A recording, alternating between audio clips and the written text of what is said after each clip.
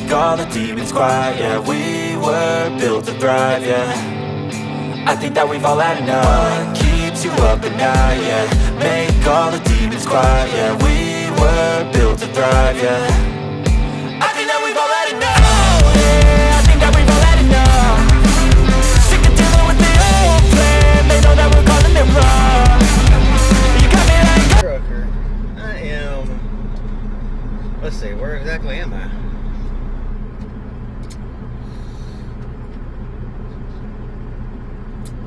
I'm in Fort Myers, Florida right now. On my way down to Miami, go pick up a trailer, take back up to Tampa and load. Just stopped here at the Lowe's to got going at 5 this morning. It's 7:10 now. Stopped here to take a quick bathroom break and to actually grab me a refill. Gotta have my morning mug of Diet Coke.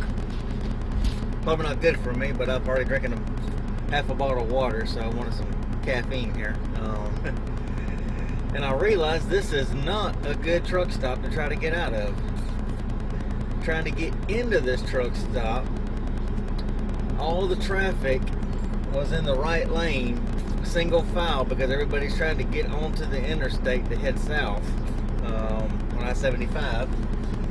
Whereas instead of taking up both lanes, well, here we're right down from the exit, from the entrance, so traffic backs up, and it was hard for me to get into this Lowe's, and now it's hard for all these trucks. There's like 6 trucks here in line waiting, trying to get out of the Lowe's here to get on the interstate. So this is going to be a cluster.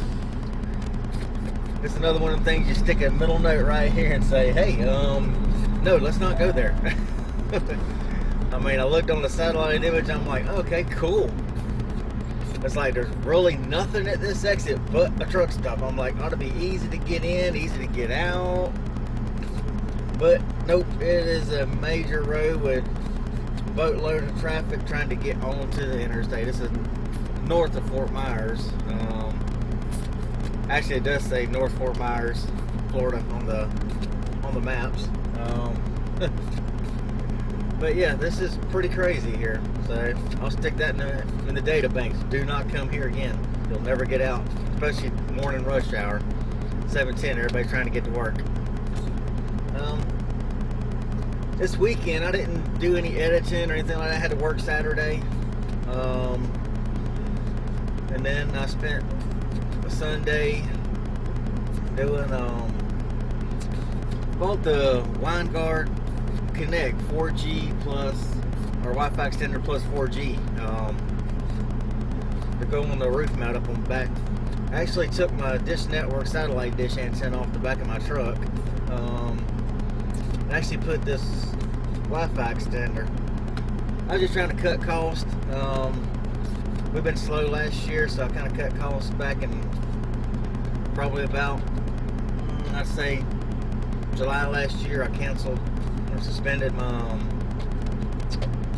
dish service, because with a semi, kind of like the RV thing, you can actually pay each month as you go. No contract, so you can pick it back up anytime. You can't suspend it, pick it back up. So I kind of suspended it, while we were slow. So I took that down. Luckily, I had room in my box on the back of the truck. My catwalk to actually stick the dish antenna, because I don't want to lose that. Cause if I want to pick it back up, I want to be able to pick it back up. But I stuck the Wingard Connect on there in its place. It's supposed to extend your Wi-Fi range up to 1.5 miles.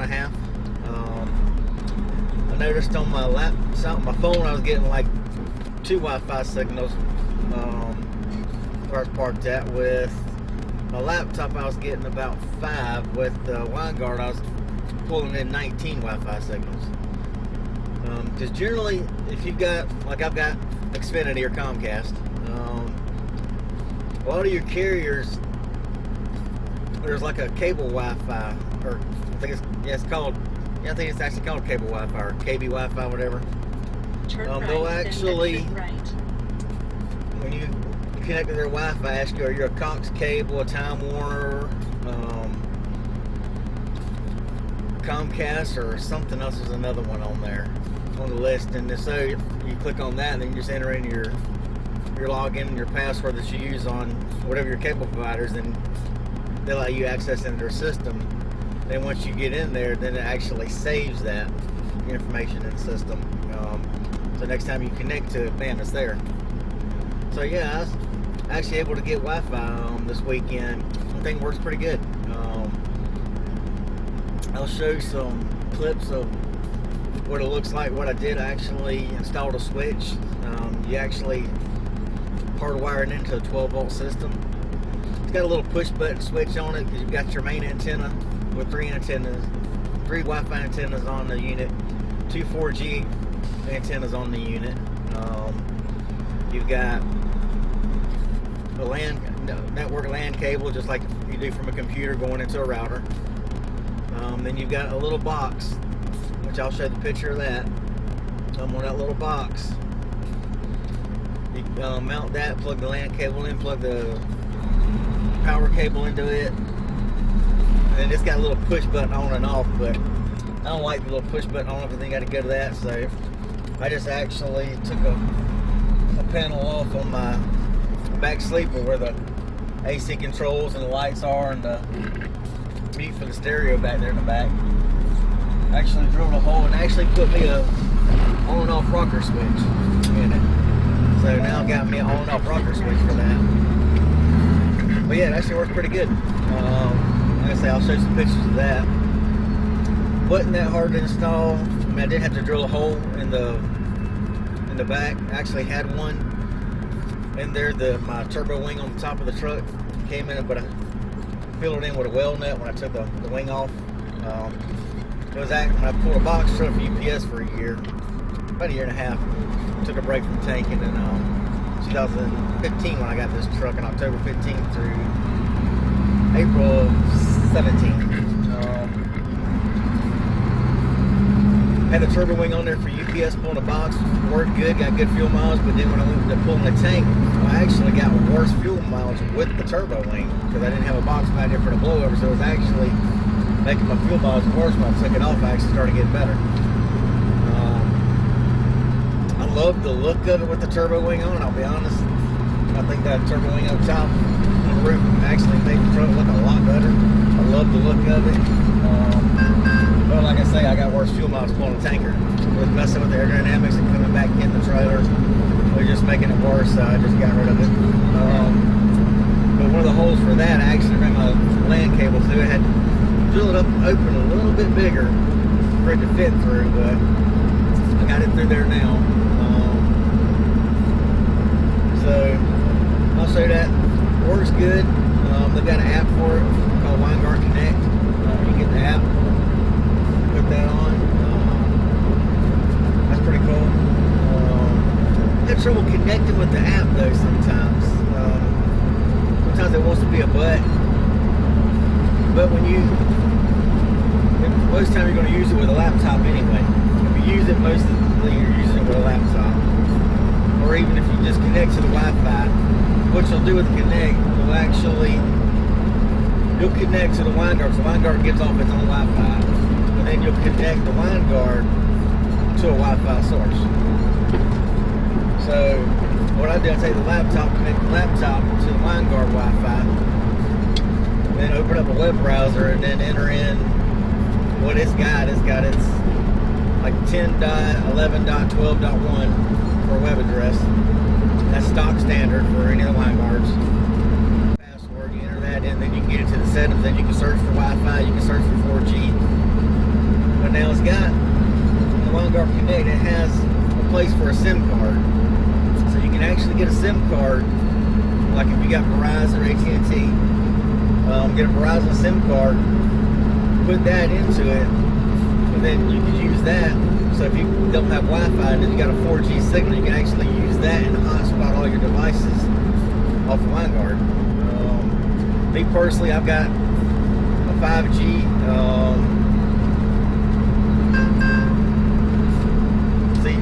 Got a 5G Verizon hotspot, B5 pack. So, but I I can always take the card out of it, stick it back in the adapter, and plug it into that if I want to use that, and just connect to the Wingard. So, you know, but you do have options. So if you don't have Wi-Fi, you can always use that. So someone, if they don't want to purchase a MiFi pack like this, because this MiFi is like $550 for the 5G. They're pricey if you want 5G, but being a truck driver traveling in big cities, everything's going to be going to 5G, starting with the big cities first. So I figured I'd get the jump on that, so I got the 5G MiFi pack. Lady at Verizon told me they, like 4G, they'll throttle you back when you hit your data limit. But she said on the 5G, it won't throttle you back, you know, once you hit your data limit. But when you're in 4G,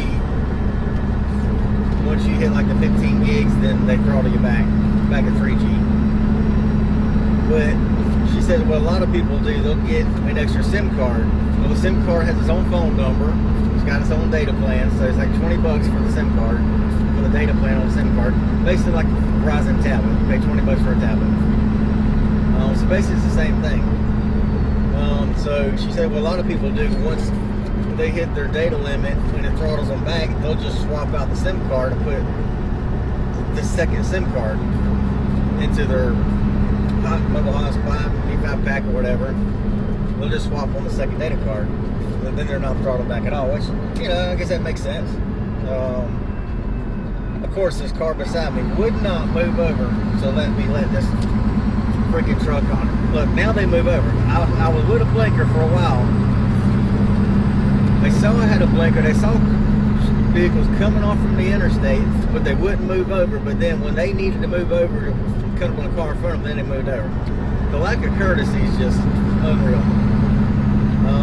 But yeah, that's just sad. I'm sorry. A little tirade. I get road rage at stupid drivers, inconsiderate drivers. I've always tried to be considerate. I mean, like going to the truck stop there. I mean, somebody was about 15, 20 steps behind me walking up to the door of the truck stop, but I still stood there holding the door open for them because I knew they were coming.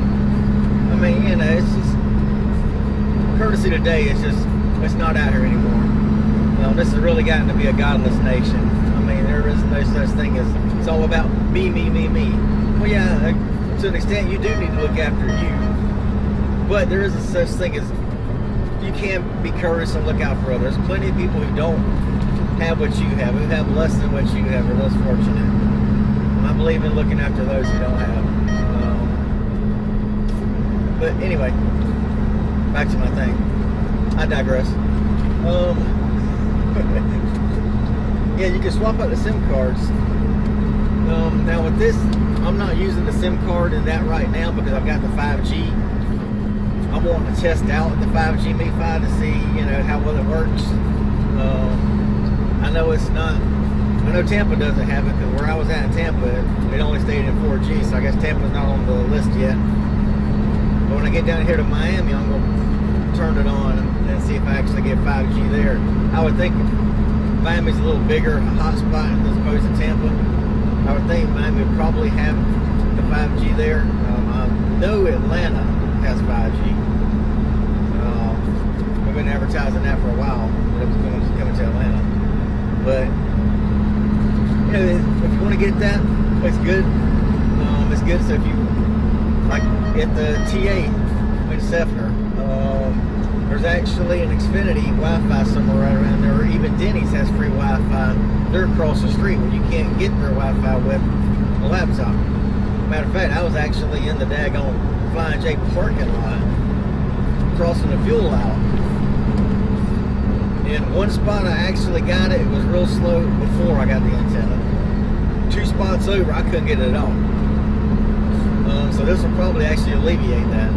I'll probably actually pick this up over there if I'm at the TA now, because the TA's Wi-Fi stinks. Like I was saying in another video, one in Oak Grove, Missouri, on I-70, just east of Kansas City. That TA there has excellent speeds on Wi-Fi. It don't matter what time of day or night, the bandwidth is good. There's good bandwidth where you can actually stream Netflix, download, you know, movies, do things. The speed is just awesome. as opposed to some of these other TAs where it's barely, you can barely even watch a YouTube without it lagging. So yeah, check out the Wingard Connect. The TAs sell it. It's a little pricey. It was $469, I believe. So I bought that plus a switch to actually turn it on and off with. Bought that from the TA, and it was, I think, $514 with tax, including tax. So yeah, I think it's like $469. But if you travel and you've got a laptop, like I do, I got a laptop and I've got a TV tied into the laptop, 32-inch flat screen back there. So it's tied in. Plus, the good thing is, my Samsung TV, I've got a Fire Stick on my Samsung TV. So if I've got Wi-Fi somewhere, I can actually use a Fire Stick. I can actually do the YouTube and everything else almost straight from my TV, because my TV can be linked and connect directly with the Wingard Wi-Fi extender. So all I have to do is have the Wingard connect to a signal, and then the TV, everything else automatically connects to Wingard. So, you know, all your devices will connect to Wingard, so you don't have to keep remembering passwords for each different place and all that for all your devices. All you have to do is just log into your Wingard Wi-Fi, save that password, and then let the Wingard connect, log in somewhere to whoever's got Wi-Fi. Like I say, if you've got Xfinity, you can pick theirs up all over. They've got an app that tells you where all their Xfinity codes are that you can log into. Definitely get you a VPN service. I love ExpressVPN. That's what I have. I use secure your data, secure your IP address. That way nobody's hacking your stuff, your computer, on public networks, public Wi-Fi and all that. I strongly suggest getting you a VPN. Keep your stuff secure and private. But yeah, just give me a shout out what you think about Wingard. Look it up if you're interested in it. Go to wingard.com. Look them up. I love it. They've got another one. A new one is 2.0. It's a round dome. Yes, this one looks kind of funny. You got a round base and you got 5 antennas sticking up. Looks like a porcupine. But they've got the round dome like you'll see on the big nice tour buses and RVs. But I've heard some things about it that some of the signals aren't as good on it. It's got more advanced features of what you can do on things, but then other things, I've heard some reviews that people don't like. So I went with this one here. So far, I've had it installed since Sunday. Today's Tuesday. I had it all night Sunday, all night Monday, and so far I'm happy with it. So I'll just keep on plugging it, and then if something goes wrong that I don't like, I'll let y'all know. Until then, we'll get on rocking and rolling and call my wife. I see she's up and about, getting my son ready for school. Give her a call. Say hello to my wonderful baby. Tell her how much I love her and I miss her. But y'all be safe. I'll holler at y'all later. Think of one another. Give Jesus praise and the glory for the breath you've got in your lungs. Without Him, we wouldn't be waking up each day. You know, every day you have, that's a gift from God. I mean, you're not promised tomorrow. So always praise Him and thank Him for what He's given you today, y'all. Peace out. Love you.